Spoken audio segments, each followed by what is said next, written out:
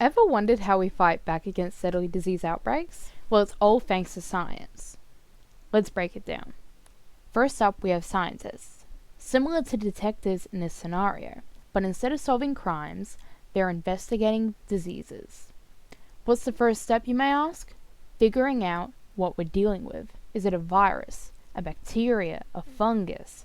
Scientists analyze the pathogen's genetics and track how it spreads. This helps epidemiologists, aka the disease detectives, map out who's most at risk and how to stop the spread.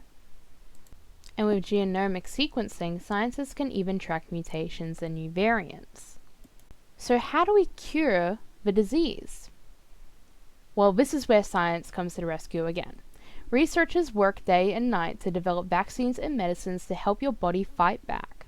But before you get that shot in your arm, vaccines go through tons of tests to make sure they're safe and actually work. Remember COVID-19? Vaccines played a huge role in controlling the outbreak. But who should get the vaccine first? Usually we'd agree that adults over the age of 60 and those who are most vulnerable should get the vaccine first, due to their vulnerability and higher mortality rate. But many variables may affect this. For example, if the purpose of the vaccine was to block transmission, the vaccine would be prioritized for adults ages 20 to 49 years. This minimizes the cumulative incidence.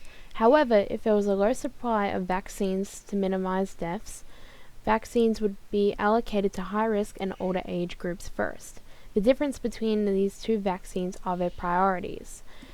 Commonly, younger demographics are considered first preference for a vaccine if it intends to control the spread. This is because they go to populated areas more than those above 60. If a vaccine intended to control mortality rates, more at-risk groups would be considered. And finally, public health measures, aka the rules we might not love, but they save lives. Things like wearing masks, social distancing, and quarantining. These aren't just random rules, they're based on real data from past pandemics. Science learns from history to protect our future. So next time you hear about a disease outbreak, remember, science is on the case. Detecting, diagnosing, treating, and preventing. Science makes it happen. And who knows, maybe you could be the next scientist saving the world.